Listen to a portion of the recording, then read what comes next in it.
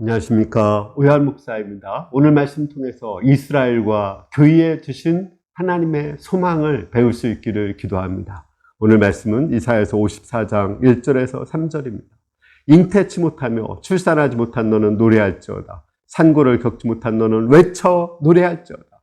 너는 홀로 된 여인의 자식이 남편 있는 자의 자식보다 많음이라. 여호와께서 말씀하셨느니라. 내 장막들을 넓히며 내 처소의 회장을 아끼지 말고 널리 펴되 너의 줄을 길게 하며 너의 말뚝을 견고히 할지어다. 이는 내가 좌우로 퍼지며 내 자손은 열방을 얻으며 황폐한 성읍들은 사람 살 곳이 되게 할 것입니다.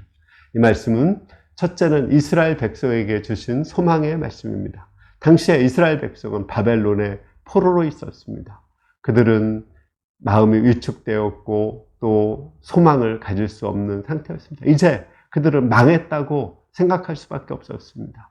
그러나 하나님은 그들이 망했다고 말씀하지 않습니다. 그들을 바벨론의 포로로 보내신 것은 그들의 죄악에 대한 징계도 있지만 그들을 훈련하셔서 그들을 열방의 목자로 제사장 나라로 키우고자 하는 소망이 있기 때문입니다. 하나님은 그들의 그 고난을 통해서 바벨론 포로를 통해서 소망을 보셨습니다. 그들이 세계 만민의 제사장 나라로 쓰임받을 소망을 보였습니다.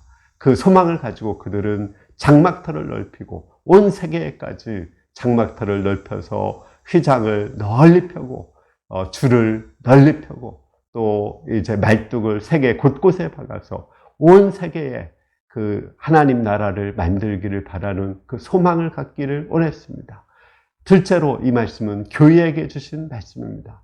하나님의 교회를 세우신 목적이 무엇입니까? 그 대형교회, 큰 교회가 되어서 많은 사람들을 모으고 교회를 자랑하고 목사를 자랑하라고 세운 것이 아닙니다. 온 세계에 복음을 전하라고 세우신 것입니다. 예수님은 부활하고 승천하시기 전에 마지막으로 명령하셨습니다. 땅의 모든 족속으로 제자를 삼으라. 세상 만민에게 복음을 전파하라고 말씀하셨습니다.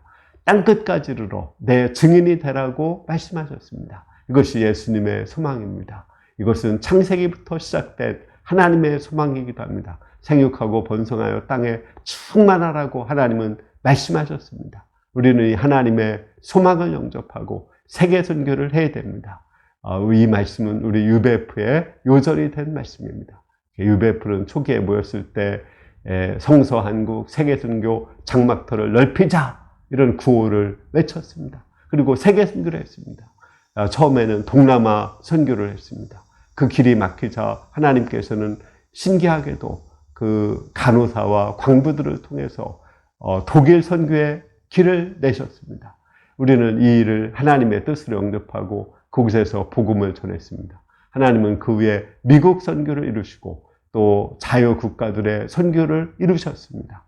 그리고 그 후에 공산국 러시아에 복음을 전하고자 우리가 열심히 기도했을 때 하나님은 길을 여시고 러시아와 동구권에 복음을 전하는 놀라운 역사를 이루어 주셨습니다.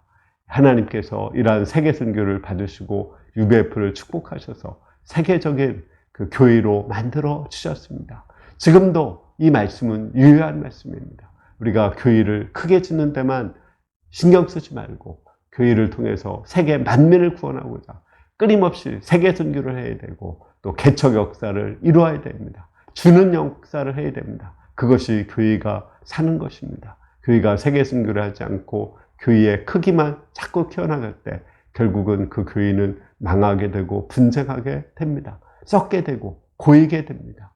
그러나 우리가 세계 선교를 하고 사람들을 파송할 때 물이 흐르게 되고 또 신선한 새로운 사람들이 들어오게 되어서 계속 하나님의 축복을 받을 수 있습니다.